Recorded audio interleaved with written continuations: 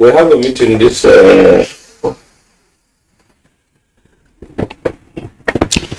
right, welcome back. Well, of course, trying to get set for our conversation. Our guests are all right here in the studio. But let's, as usual, begin with our background report on, of course, our topic for discussion, which will be on the naira redesign and how it's impacting on our food security. Our correspondent, Uyemi Ajayi, puts it together.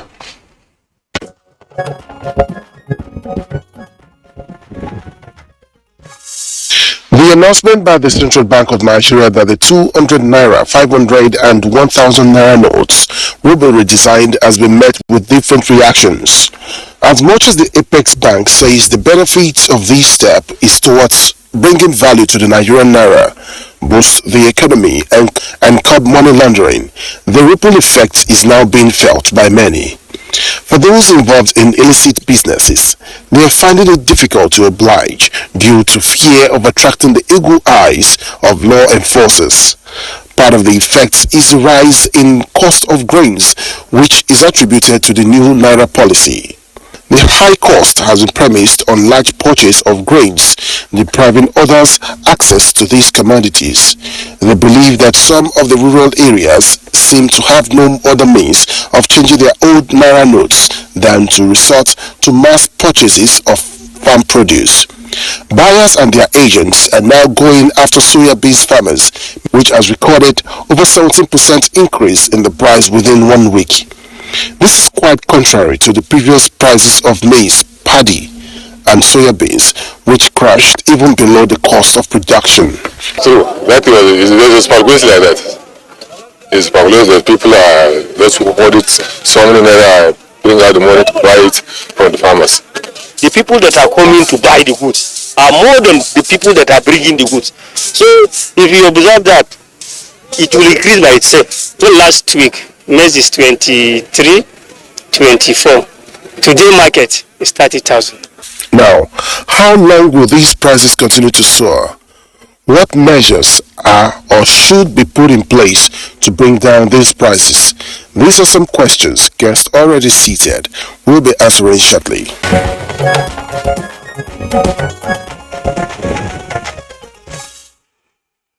All right, thank you very much, Uyemi Ajayi, for that background. We have regular guests on Good Morning Nigeria who are with us for the conversation this morning. Let's begin by welcoming once again Professor Abba Gambo. Professor Abba Gambo was most recently the Dean of the Faculty of Agriculture at Yobe State University in Damaturu, but is back to his base, the Department of Crop Production, University of Maiduguri. Professor Gambo, glad to have you with us this morning. Thank you very much, sir. Good morning, Nigeria. Also here with us in the studios is Dr. Emeka Okengu, development economist, and also a farmer. Pleasure to be here. Good morning. Good morning, Nigerians. Go ahead, Kingsley, please. We also have with us here in the studios regular architect Kabir Ibrahim. Is a trustee of the National Agric Foundation of Nigeria. Architect Ibrahim, glad to have you this morning. Thank you very much for having me. Okay. And last but not the least, Mohammed Sani Garba, Executive Chairman, Business Visa and Trainings. He is also into the processing, value chain, agricultural produce of made in Nigeria. Sani Garba, glad to have you this morning. Good morning, Nigerians. Thank you. All right, gentlemen, there are disturbing reports of massive grain purchases, particularly in the hinterlands, and that these are being dumped on warehouses or storage facilities in different parts, mostly of the northern part of the country. What do we know at this time about what's going on? Let's begin with Professor Abba Gambo. All right, thank you very much, Kingsley, once again. Let's take it legally. The Central Bank of Nigeria actually has the mandate and the statutory duty to do what it's supposed to do. But then the timing for farmers, don't forget, we are just coming out of the COVID. Immediately after the COVID, we entered the Russian-Ukraine crisis, which were yet to come out of it. And then all of a sudden, the floods came. 34 states out of 36, all of them, the farms were submerged. But then I just want to take a case study of Borno State. We are lucky in Borno State whereby the farmers, the IDPs, original IDPs, most of them were actually returned back to the farms. And they did plenty of farming. And because the land has been there lying fallow for about 9 years, so even without any application of fertilizer, the yield was excellent. Now all the products are out, most especially beans, millet, and then sorghum, maize, etc.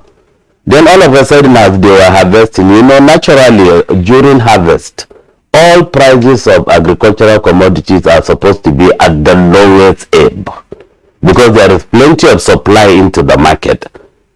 So that means that every other farmer is bringing his goods into the market. The expectation is that the prices are going to be very low and stable, and everybody will be happy. That's why you see the celebrations, the New Year Festival, the Wasangona in the north, etc. But then this time around, something happened. All of a sudden, by the time you bring the bags, 30 bags, 40 bags of millet, somebody will come with big Ghana must go bag of cash, and then to mop up everything.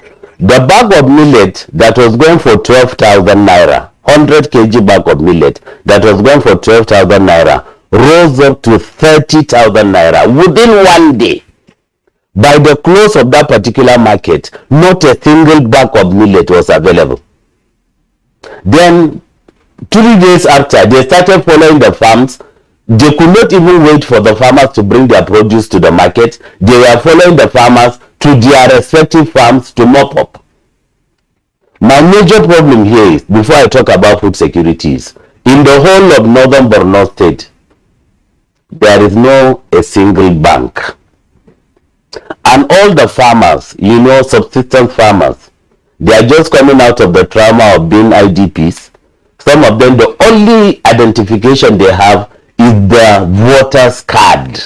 And the voter's card cannot be used to open a bank account. Now, if in some cases you are to pay to harvest your farm produce, what will now happen if you are to carry that much cash that you've sold your farm produce into the town and then get it fixed somewhere?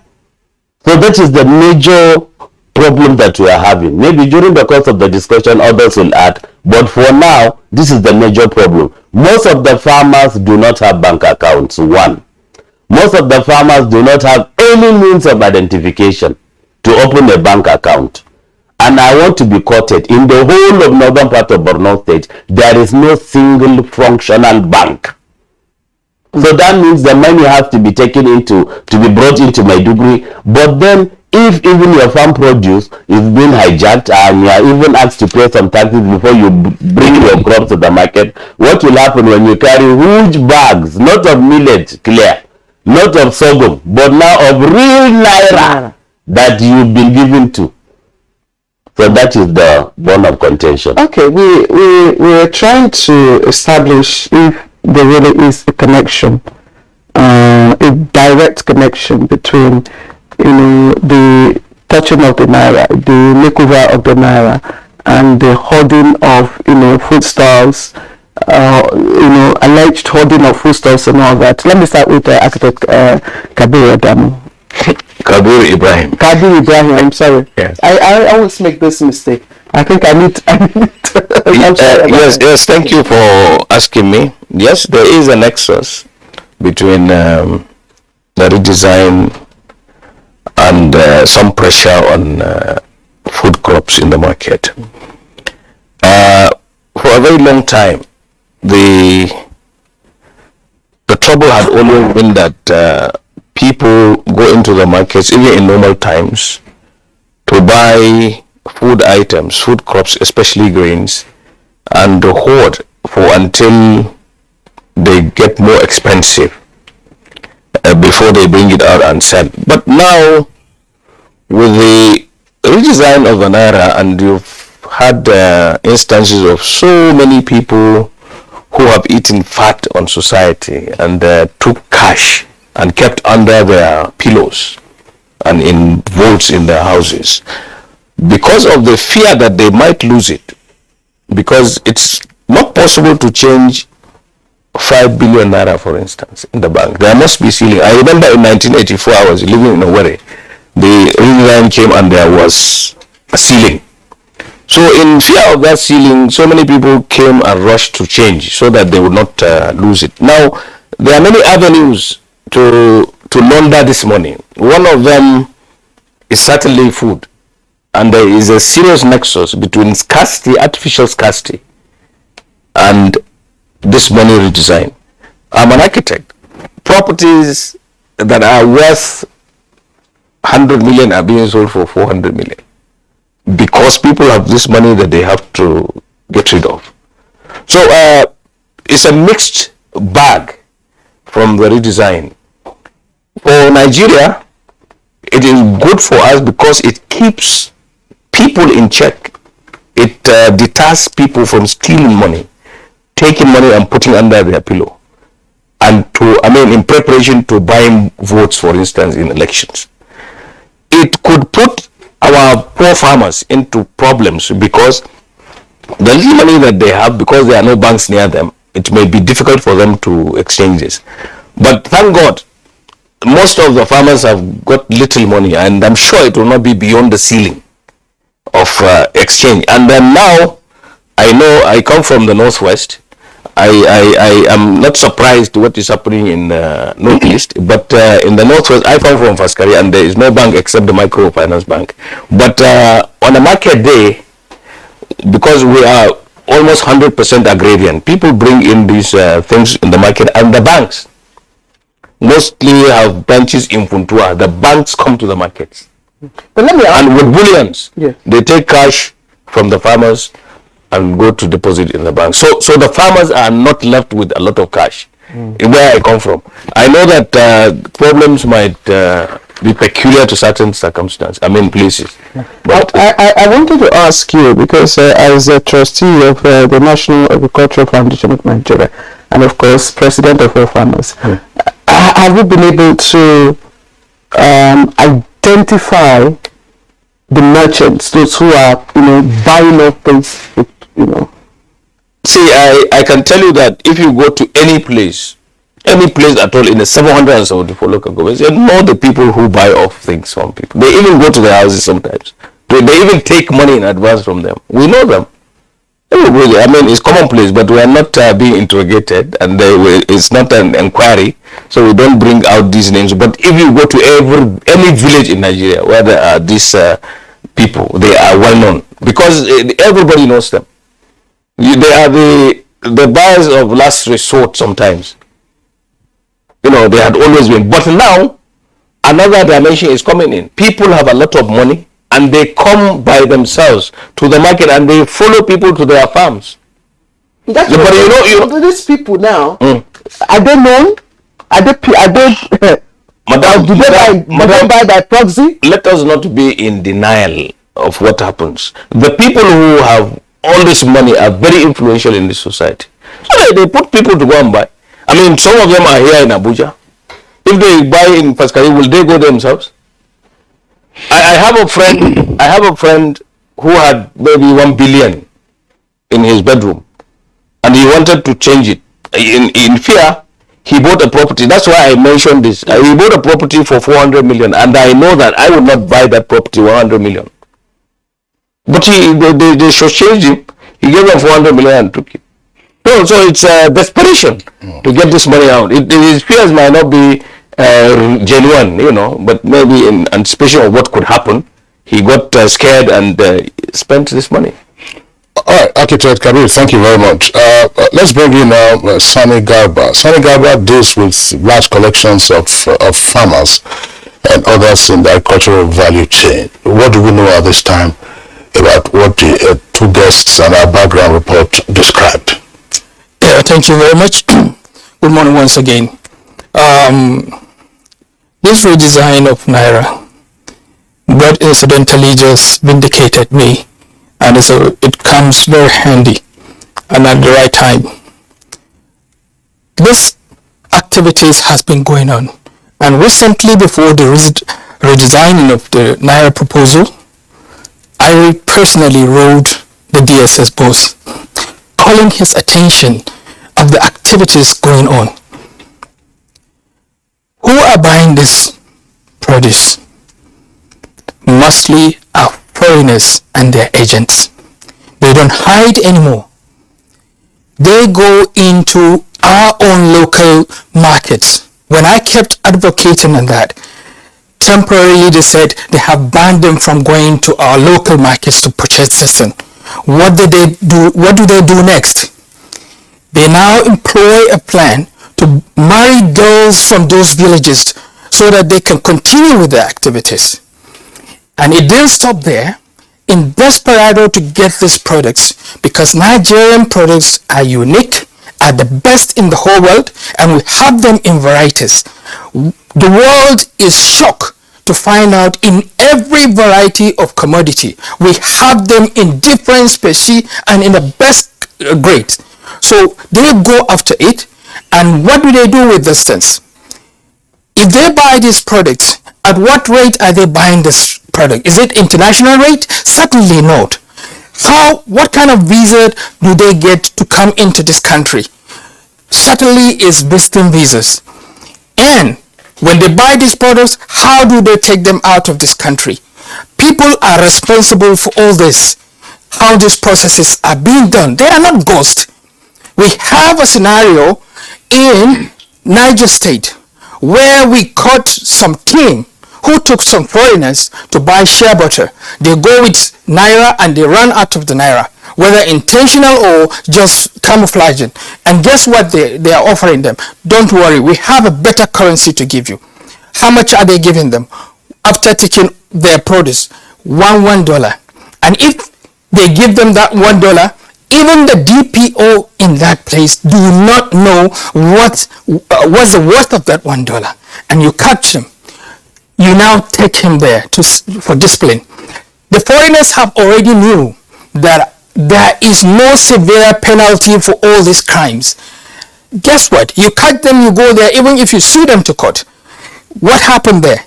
You are someone in a crime of 10 million, you are now telling him, okay, we're giving you option of 6 months in a prison or 500,000.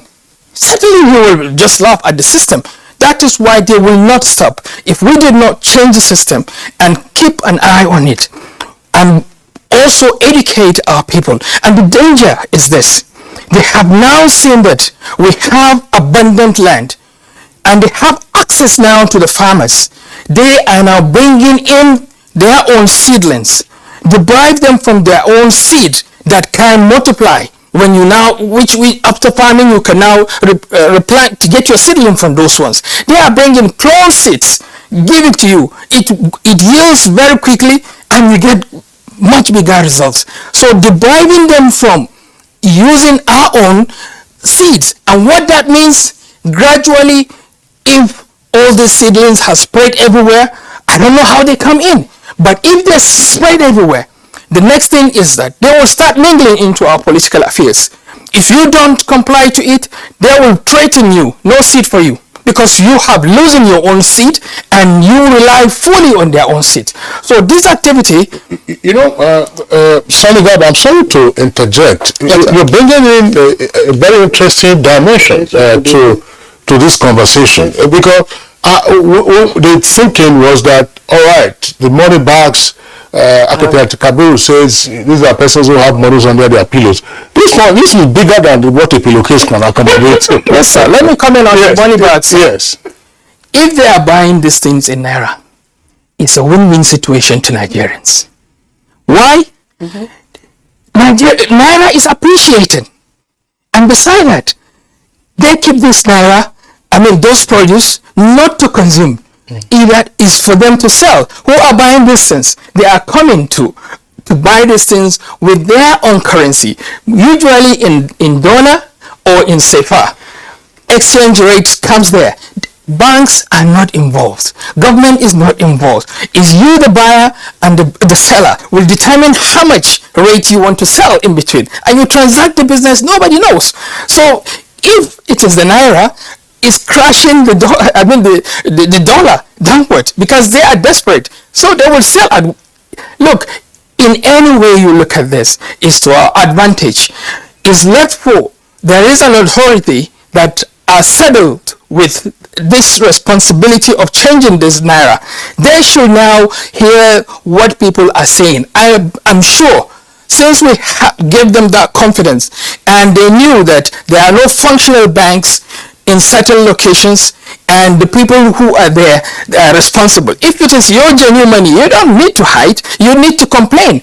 And there is hierarchy in every local government. They have a representative who represent them here in Abuja. So channel your issues to them. They will, if it's very obvious, definitely they will shift the dates, and then we made them to be there. So there is no imposition on a democratic setting. There is criteria.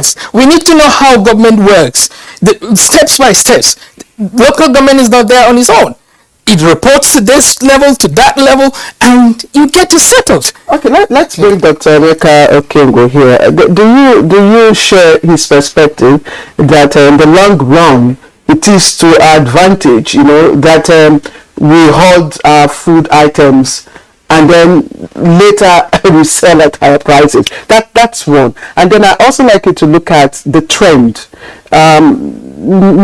Normally, during festive periods, you expect that prices of some food items to go up, but not to the extent that markets sell out, even before the advent of the festive season. Is it strange to you? I think what's important is for us to be able to give a proper foundation so that we can know and then be able to glimpse from what my big brothers have spoken about. If you remember, Architect Kabir has said, listen, I give you an assignment and you're running late. It is basically what we're talking about. I am Professor Gambo as far as 2006, and then thereafter we got into trying to develop the NATIP program. Before then, when I was in the World Bank, I tried to develop a program I called the Common Shared Infrastructure, as a panacea for solving a lot of the problems that we're facing. My brother had talked about shea butter. Shea butter probably has the largest belt, of any cash crop in Nigeria. The belt of shea butter is amazing, and it is alarming. At one time, what we just simply proposed was set up small collection centers of these seeds, and then have somebody like Sani, to now become a base off-taker. Now, Sani produces those machines, then manages that processing. That way, you now begin to develop what we call the common shared infrastructure. Now, remember that we're a member of the WCO. So, you are allowed to trade as long as there's a product. That's very important that all of us appreciate. When they try to close the borders, and a lot of these people that Sani has called the foreigners would pull out a Nigerian passport that's older than your birth certificate, legitimately issued in Nigeria. So it's just not a question of them marrying. The only thing is that they are non-Nigerians by language and but by every other thing. They have everything that qualifies them to live in Nigeria through investments and all that. But let's get to it. What is important is for you to identify what they call the herd immunity. Central Bank knew that there were going to be consequences. But I think when they weighed what the consequences were, I guess having 80% of your currency in circulation, 2.73 trillion out of 3.2 trillion out of the banking system. Now for whatever it was worth, getting back that money into the system, and of course we've gotten the money back. So the first thing is that I'm happy to hear that there are loads and cartons of money in the hands of farmers. For where me and you come from, one of the most difficult things you can get or take is cherry fruit. A blind man uses his feet to pick. It's an idiom. That when a blind man suffers to go and pick, uses his feet to search for fruit and is holding it. You see, these guys who have all this money, there are two things that are going to happen. The first that is going to happen is there's going to be an implosion of farm activities. The second thing that's going to happen is that there's going to be an implosion of a lot of cars chasing nothing. This is where the herd immunity system comes in. And again, please, let me land on this. Again, each time I come here, I say to you people, the greatest challenge Nigeria has is that we don't do developmental planning. What to do is national budgeting. And even in national budgeting, what to do is enveloping. Somebody sits down somewhere, creates subheads, begins to now allocate cash to it. This is Alhaji Kabiru sitting down here, president of AFAN, member of the Nigerian Foundation, Agricultural Foundation. If you probably asked, sir, what facilities of government are you collaborating with as AFAN, okay, or as the foundation, or as Sani, what facilities of government are you is helping you with your value process? You will be very shocked. I'll be very surprised if there's any. Again, you have more than 1,000 of those facilities wasting. Why is Sani sitting down here and he's not telling us that he has a relationship with the strategic grain reserve systems? Yet he's processing. How is he storing his grains?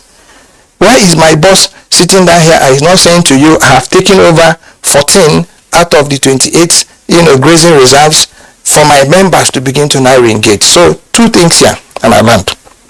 First, to answer your question directly, it is a failure of planning, and it is a result of the silo, relationship we have at the level of governance. Two, it is a failure of understanding the role of volume when you're creating value. This is where people like Sani would come in, because if you do not create that volume, now what are these guys doing? Sani is just one person. This is a group of 30, 40, 50 people who meet regularly. They might have these storage facilities that we're talking about. They are not keeping these things in their garages. They have storage facilities that are built, that are putting the goods, and all of them are aggregating their money together to now form this conclave, okay, of people who are going to push us to the brink of development, not destruction. Because the time we have our hearts at the back of the wall, and again, I keep saying to you each time I have an opportunity, it is time for us to begin to talk STI. Science, technology, and innovation.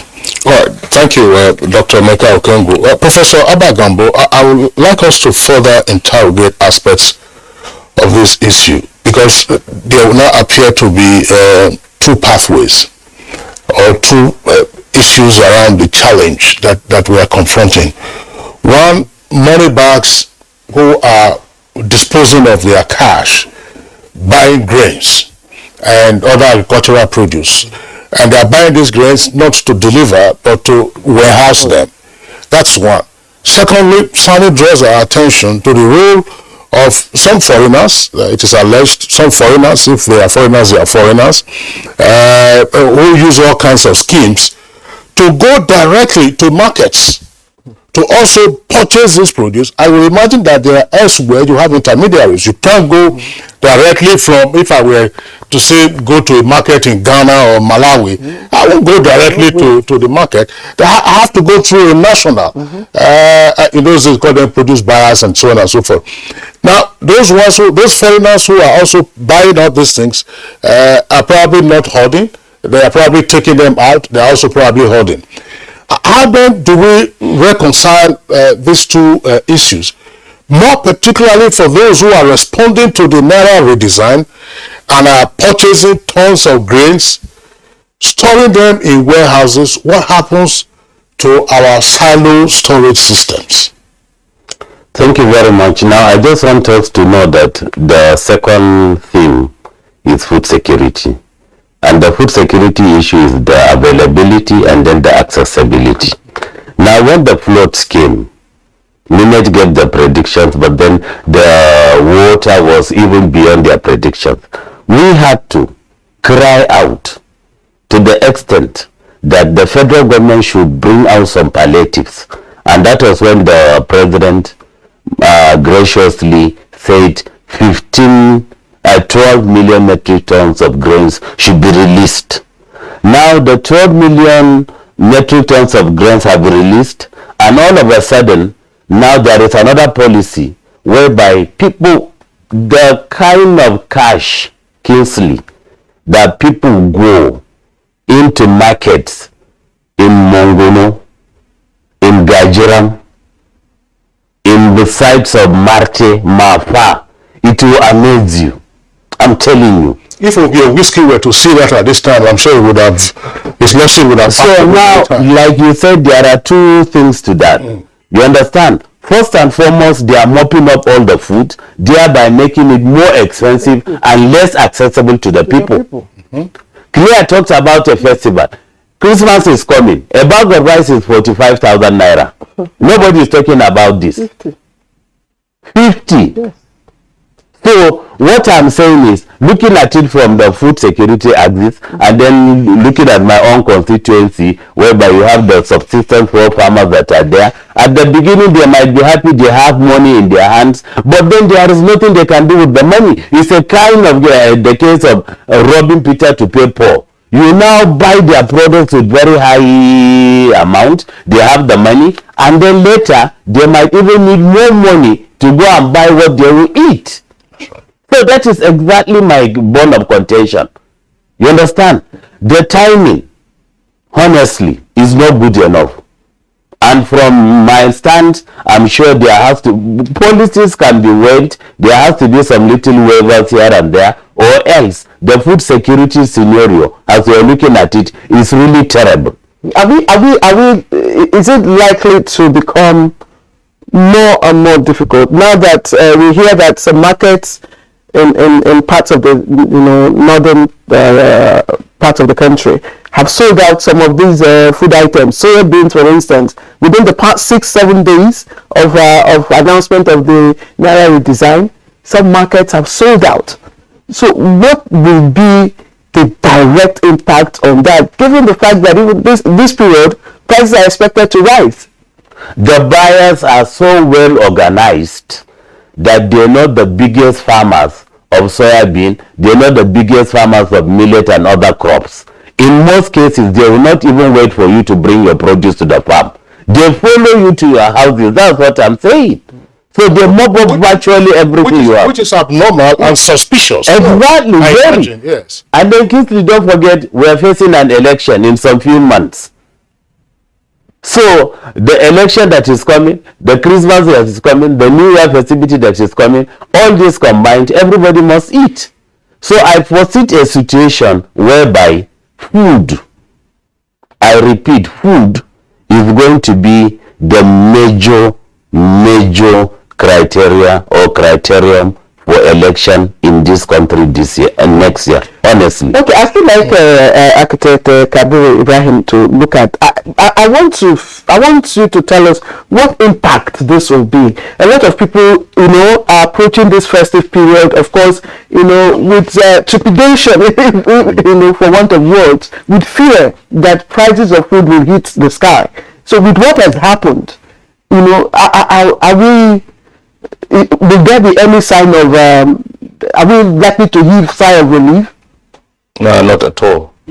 You see, let us remind the viewers that well before the redesign, we had told you that the food system has got many threats, right from COVID to insecurity. Of course, we've had and have been contending with very low mechanization, not very good seeds, and all that. When flooding came, it further exacerbated this food system. Now, redesign has come with it another threat. So when you look at the totality of all these threats, definitely there will be a deficit of food. Starting from what you are saying now, if you go to the market to buy rice, even the one that was cultivated, milled and all that here in Nigeria, is about 38,000 thereabout. Those of us who don't like what is Nigerian buy the imported one at 45, and you just said 50,000. Now, by commission or omission, we have made rice, for instance, a staple, whereas we should be looking at the older regions and look at the various staples. I mean, I keep saying, and I have said it many times here, that when I was a youth copper in a wedding, between 1983 and 84. I would go to a restaurant and ask for food. They would tell me no food, but there is rice. But today, I believe everybody eats rice in Nigeria, and then we have a problem. So there are many threats to food security, and this interview, this meeting, is the effect of redesign of the naira on food security. And let us just fixate our conversation on that. There are many factors otherwise that you can really explain. You know, we have AFTA. Africa is one market. So if I see a black man, an African, buying anything in any of our markets, he is not a foreigner, as far as AFTA is concerned. But buying it formally will be better. Nigeria should have a better way of selling food items or anything on a platform. That is to say, in agriculture, there must be the exchange, the commodity exchange, working, a proper commodity exchange, not buying and selling haphazardly. Then, of course, we have a mixed economy. It is not possible for us to put ceilings on prices of anything, because the market value, the market level will determine what happens to anything. So, to fixate this matter, food security is a mirage. Food sufficiency is what we should aim to have in Nigeria. To do that, we need and must look inwards, because we cannot import this from anywhere. The problem is global. I'm sure you have seen that even in the United States, there are serious inflation. The trend is also prevalent in all of the countries in Europe and everywhere. And like my brother, Dr. Okongo, said, we must have a proper foundation for the attainment of food sufficiency and food security. This is the ultimate intention. Nigeria has got so many lofty plans to get to that level. We've got so many policies, is the implementation. And the institutions have to work. Right. If institutions do not work, you cannot get anywhere. Architect Kabir, gentlemen, I want to invite our attention to what our national experience was like in the early 80s. If you recall, during the Second Republic, there was what we call a PTF on rice, Presidential Task Force on Rice. And then, towards the fall of that republic, warehouses were being stocked with sacks of rice and other essential, what then became essential commodities, if you remember. Yeah. So that by 1984, when some of the military officers stormed the warehouses, people were surprised, because you went to major markets, you wouldn't find rice to buy, but in the warehouses they were stacked from the floor right up to the roof. So are we in any way inching? I'm not saying that this is something similar in terms of hoarding, because hoarding is an economic offense. So those who are buying now, in terms of naira redesign, those who are carrying their tons of cash and going to the marketplaces or going to the farmers themselves directly, let's be realistic. It's awkward. There must be something that is driving this mentality of you going to meet the farmer and buy directly from the farmer. So where do you take your stock to? I asked that question. Where do you take your stock to? What is the rule? Is it to a warehouse? Is it to a silo? We have silos outside of Abuja here. Yes. We'll come to you. Look, we'll come to you. Many things to really cite. They may not be, very right, but we can have educated guess as to what is happening. The pressure on people in fear of losing what they have kept under their pillows will push them. I want to give you serious examples here. I know people who would exchange their naira for dollar at very exorbitant prices, more than what you see in Zone 4. I know that there are some people who have relationships with BDSs that will take commission. I know I have heard of somebody who gave 20% commission on 1 billion to exchange to dollar. So that is 200 million. So his value becomes 800. Now you will let us know. Now coming back to what happened in the 80s. Well, in the 80s, late 70s and 80s, when we had there was a minister who said there was no hunger in Nigeria because people were not eating in dustbins. And meanwhile, you know that when Buhari Diabon came and they stormed those warehouses, we found rice and all that. Hoarded in houses converted to stores. In Nigeria, in our drive to attain food security, from the provisions of CADEP from 2002, we decided, I think it was during Umaru's time, in 2008, we decided to upscale our storage facility. We were set to have about 1.3 million metric tons capacity. That was to house whatever was superfluous to our need.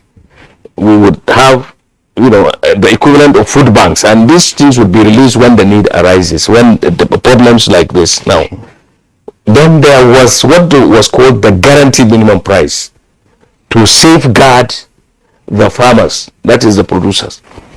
The principle of the guaranteed minimum price was that people or government will intervene to buy what I produce and cannot sell at an optimum price to enable me go back to the farm the following year. There was a window. If you couldn't sell get enough revenue to be able to go back to the farm, government will come in and buy off and keep in these storages. That's why we had the storage. Now, these people, these money bags who are bringing money have got no stores, as you said. But they have many. If you go to Maitama now, there are many houses that are occupied and they are being up for sale. Nobody is buying them. This is replicated all over Nigeria. Those things can be converted into storages. But the foundation is that you keep anything in store, you keep it in a dry place, so that the quality of what you produce will be good, and nobody will buy what is substandard. Standards have to be maintained so that if anybody brings anything in the market and that has got many things that affect grains, for instance, nobody will buy it. It's not good for the market. It's not good for human consumption. In Nigeria, we don't do that. People just go to the market. They have their own. Everybody knows that you can have aflatoxin in maize, and it is being sold. You see it. You can have many things. I have seen somebody here talking about beans being sold, bought, and all that. If anybody in any bag goes to buy beans, for instance, and keeps it in a house, not a proper store, and he doesn't put it in a Purdue bag or something, there will be insect infestation and all that, and this will not be good enough for consumption. So whatever it is, this money has gone down the drain if the institutions work. But while the institutions do not work, he would be able to sell his insect infested, aflatoxin infested commodities in the market, and nobody controls it. So we are still trying to get the trigger, because it's very important. Like Kingsley said, it's not all those who are hiding their whatever, I don't know where, but Kingsley said the pillow is too small to contain those monies. But there are other people who are also investing in other values, not necessarily hoard food items. So these people that have the mind to go to the market or to the farmers directly to buy off food stock, what could be the motive? What motive is triggering them? Are they speculating something? I don't know. Yes, please, Sam. Okay, thank you. Basically, it's simple. We all know we are smart Nigerians. If we consult ourselves, nobody can defeat us in our own territory. What they do here is this. They're buying all these things. Check the industries. Most of it is owned by foreigners. They go there, process it, and guess what happened? If they now export these products, they bring back the money with the intention to expand their production here. And what do Nigerian government do? They give them more money free money, incentive.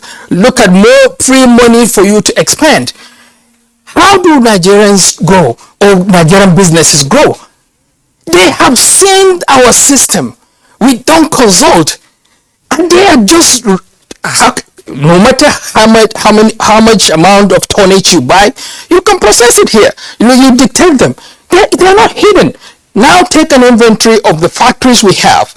Who owns them? Most of them are foreigners, and they lie on that. If you think you see them physically carrying this, they'll lie with themselves, and they'll get some Nigerians. Put your money in here. Let's siphon all these things. Process it here. When we process, we have 3 or 4 items there. If you think it's wasting away, no way. There is no food. If you keep it, if you can't consume it, you use it for another purpose. So it's a win-win situation for them. They have seen us through. And besides that, coming to the scenario he was saying, what necessitated the PTF back then? Government want to have a price control. And how do you do that? You target each season of everything. That is why Nigerians are reluctant of packaging things. Who are you packaging it for? Packaging comes with preservations to somebody which you might use in a distant time. But in this case, when government buy at the peak of the period, mind you, at a good price to encourage the farmers, and when the season is pulling out, for them to sustain that pricing, they now bring out those storage, and you won't even know. You have a smooth flow of those things. So these are strategics.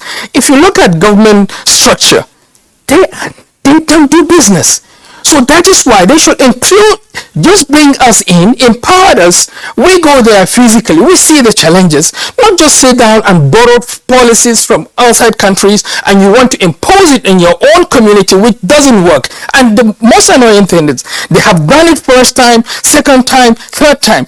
It will still take you to that destination. You will not succeed. Are you saying that those who are actually buying off the food items now, the money bags that are trying to find an outlet for the monies that they have hidden, conniving with the foreigners, is that what you're saying? Of course, yes. They're working hand in hand. Of course, yes. Who owns them? I'll just tell you. You can take an inventory of the factories available now.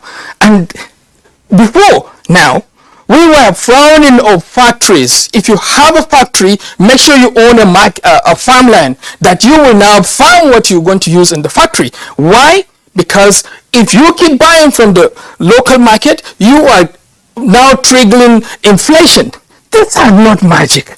Visibly, we can see how these things work. If we intend to do these things, I tell you, look at CBN.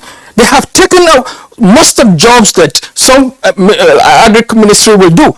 They intervene, trying to find solutions. But they are still struggling to say, we have done this, we have done that. If, for instance, we rub mind, they empowered us, we know the season, we buy up these things, we deprive these people from. And most annoying thing, look at our embassies. The countries we have embassies, they will go there. There's a business desk there. You go there, you ask them, I want to buy granite. Oh, granite, we have in Nigeria. Where? Kano. Give them visas. They will come straight. Go to Kano. Where is granite? Doano. Take them there. Who does that? Do you know how many people you deprive? No control. So, and they will go there because of this technology. He will be there in the farm, snapping, showing look, I found this granite, this is quality. Don't leave any piece there. Make sure you buy up everything. Mind you, he's coming on a visiting visa, but he ended up doing business. Who is responsible? If we want to tackle these things, are visible. We've done this thing. I'm not just making noise about this. I've been there, I've seen it, and I'm texting everyone. And what did I say that is not making sense? This is happening. It's not difficult to buy more of these things, load them into this factory, and also they send it as an export produce. At the end result, what happened? They bring back the money, and the money is coming in multiple. And again, Nigeria government is saying, hey, well done, you're bringing back this money. We're giving you another percentage, 40%. Who does that? You deprive people from jobs, and insecurity must come in. Sonny, Elijah Sonny, Garba, thanks a lot. I mean, some of these things are just so mind-boggling. The way, let's say, these are subterranean moves in the economy. We're going to have to take a short break now. When we return, we'll continue with the conversation.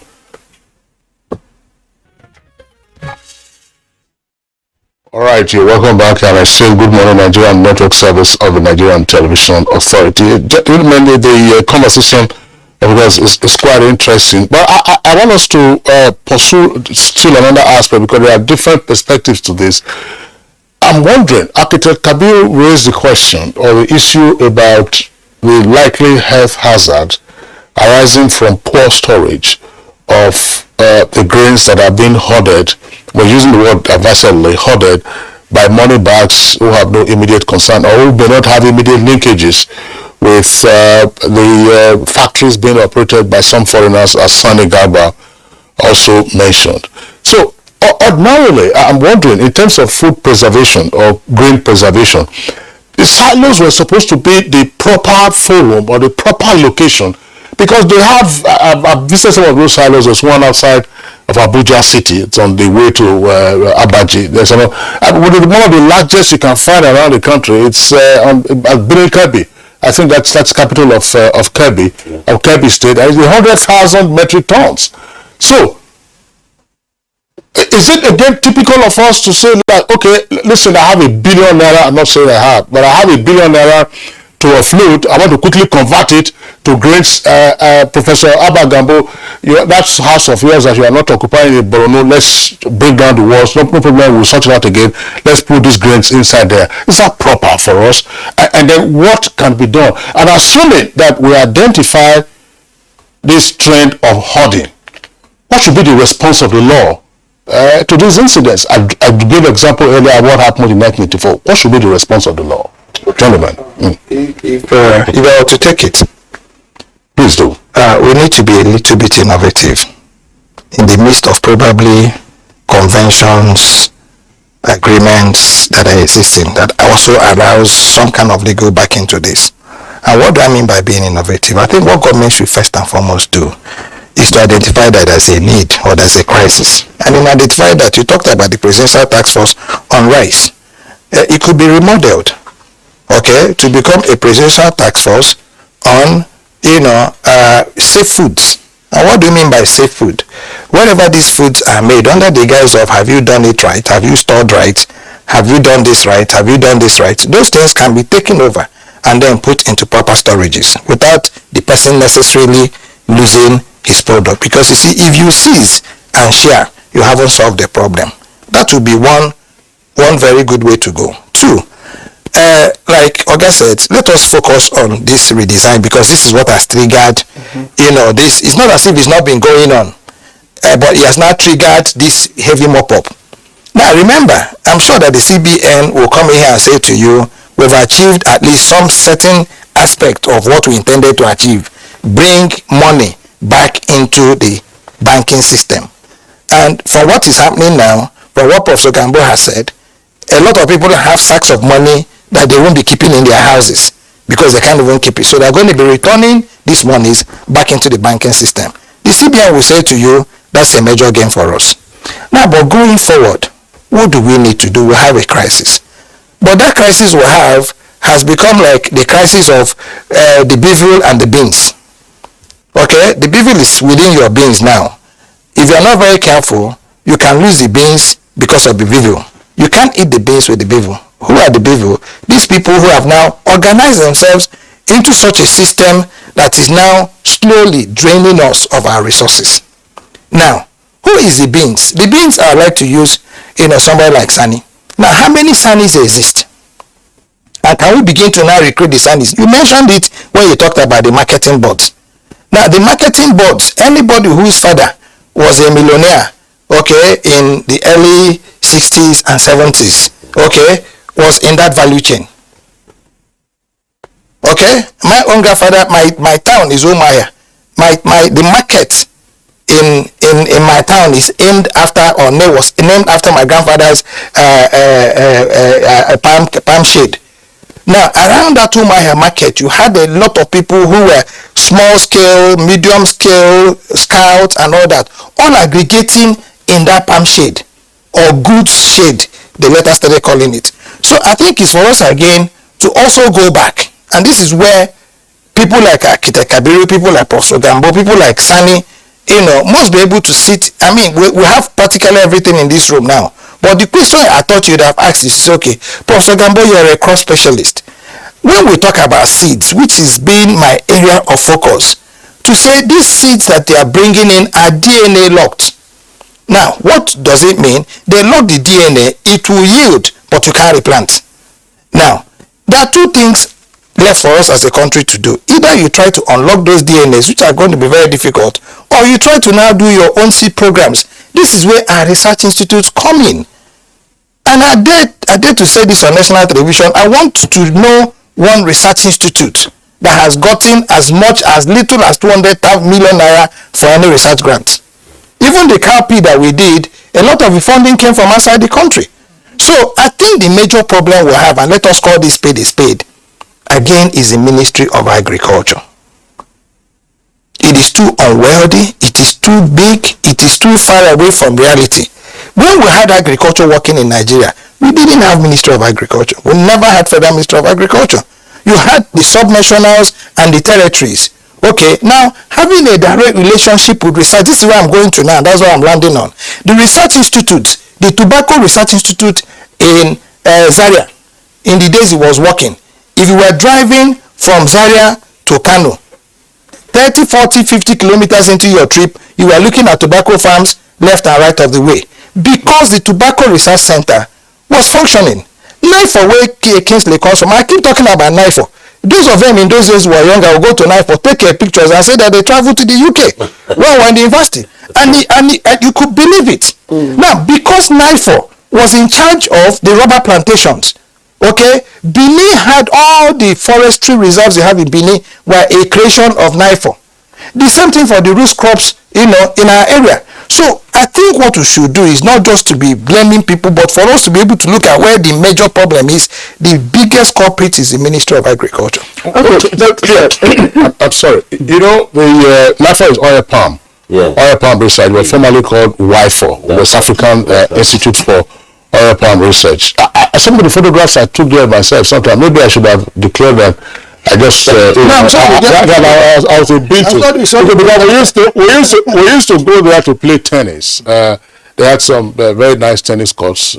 We used to go there, lovely environment. But just this same question about, look, what do we do with this present, shall we say, hazard from the health perspective? Poor storage now of the grains that they are mopping up, and what is happening? In other words, if these guys mop up these grains and then they are hoarding them, that's an economic crime. It's an economic crime. And you have said, Prof. Gambo, you did say that, look, yes, right now they have money in their hands, but going forward, food could become a critical element in next year's election. Okay. And these people they will need those who already collected money now from say, money bags have come, we are happy. They would need more of that money over and above, probably getting to debt to be able to buy food to sustain themselves. So how do we deal with this? How do we disrupt this process? Or otherwise, I don't know, how do we police it? Okay, so we even have two problems on our hands. Yes. The part of the farmers, holding enormous money in their hands, and like Prof said, no bank access to bank, to deposit those money. That's one of the problems. And then the other problem is the money bags that have, bought over all the food items and are hoarding them. So how they have bought, it has now become a stock of value. That's right. So how do you stabilize this? Thank you so very much. Let me just start on a lighter mood, but then the story is not good enough. The man brought his grains to the market. He's in the northwestern part of the country. The money was so huge. Then he was afraid to carry the money to the house. A friend told him, do you know what you do? Just move round to the cattle market and buy cows immediately. So he now took the money, he went, all the cows he could get, he bought them, and then it was taken to his house. In the night, bandits came. That's why there has to be some trauma thing. I'm giving you a true life story. In the night, bandits came, all the cattle were gone. So the grains have gone, the huge money has gone, the man is lying somewhere in the hospital now. That's just by the side. The redesigning policy has actually destabilized the agricultural value chain. You know, under normal circumstances, there is what we call the gestation period for every crop. But because now you have people that are anxious to buy, so even when the moisture content is supposed to be at a particular level before you now bag it, but now you don't even have time to that. You know, at times when you're traveling across Nigeria, you see cowpea, etc. on side of roads, so that the moisture content can actually be lost before it is bagged. Now we do not even have the luxury of waiting for the moisture content to go before we bag it. Since the buyers are coming to exactly, so the buyers are now buying products that have very low perishable life. One, because the moisture content is high. The higher the moisture content in any particular agricultural crop, the less the perishability, the higher the perishability. And then you are bagging such things. By the time you bring them to the stores, they are already getting spoiled actually. And you know, we have a huge post-harvest loss in the country. We are now increasing to the post-harvest loss. And then because they are wise, you bought it, then you need to protect what you bought from pests and diseases. The prescribed chemicals are very difficult to be gotten. So you now use whatever you have, and most of what they use in the beans is sniper. Sniper is a very dangerous chemical. You do it to keep the pest away, but then actually at the end of the day, you have the situation of boarding houses. By the time they eat beans, all of them are exactly this scenario. So this is what was going to happen. So the whole value chain is destabilized. People are buying and they have to store, and because they have to store, they make sure that they put preservatives, and the preservatives are not well prescribed by professionals. So whatever you get, you just have to make sure that you preserve, so that at the needed time you bring it out for whatever purpose. Okay, Kabir Ibrahim, how do we? This is what I would call currency holding the other way. So how do we address the economic dislocation? That's what Muda Yusuf called it in the medium run. See, I have told you time and again that our institutions must work. Once the institutions work, all these things will be solved.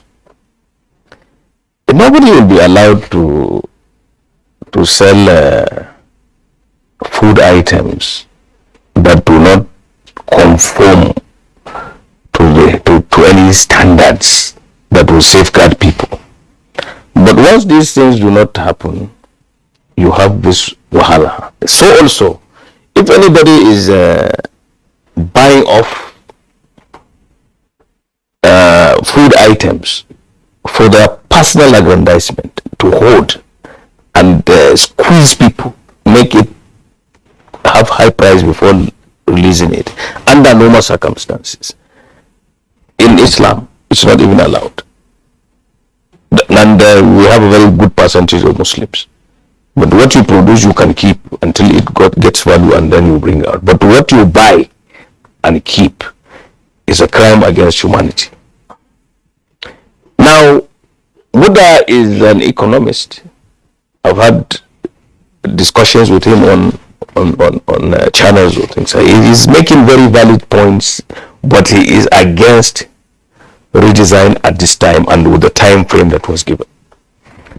He's got some very important points that he raised about this, like Professor Gambo has been saying. The people in the hinterland, right inside, may not be able to even exchange these monies, and then they are given to buying maybe cattle and other ruminants in place of their food, but they have forgotten that even to feed the ruminants, even if they were not rustled, feeding the animals is a wahala. Now I have some cattle. I spend nearly 300,000 weekly. Yes, because wheat offal is now about 10,000. Something like we used to buy at 1,000.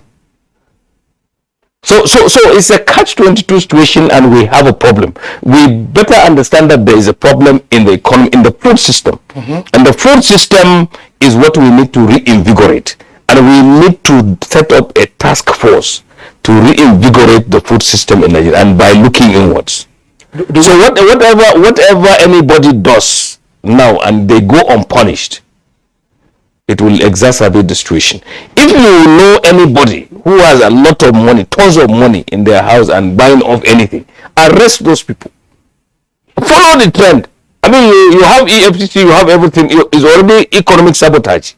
The EFCC should come out. I mean, they have mentioned, I saw it on social media, I hope it's true, that they have identified 3 governors who are trying to pay salary with cash, and they are following them. Let this be reality. Don't believe everything. No, don't believe everything. Well, I don't want to believe it. That's why I said it's in the social media. But the point here is, honestly, every Nigerian should wake up to the realities on the ground. See, no farmer produces everything that they want. What is the responsibility of your association? So I will tell you what we are doing. I'm sorry, Architect Kabir, because you mentioned this. There is a National Council on Food Security, I believe, chaired by the president. The president or the vice president. The vice president. The Committee on Food Security. I used to be a member. Yes. It was chaired by the vice president with the governor of Kebbi State, Atiku Bagudo, as the vice chair. I used to be a member. I cannot remember the the president of the food security in Nigeria is the president. The vice president or his deputy is the governor of Kebbi State. Okay, you know why I'm raising this? To say that there appears to be in existence a formal structure. If it's a council, then it cannot be there appears. A council is still a council. Yeah.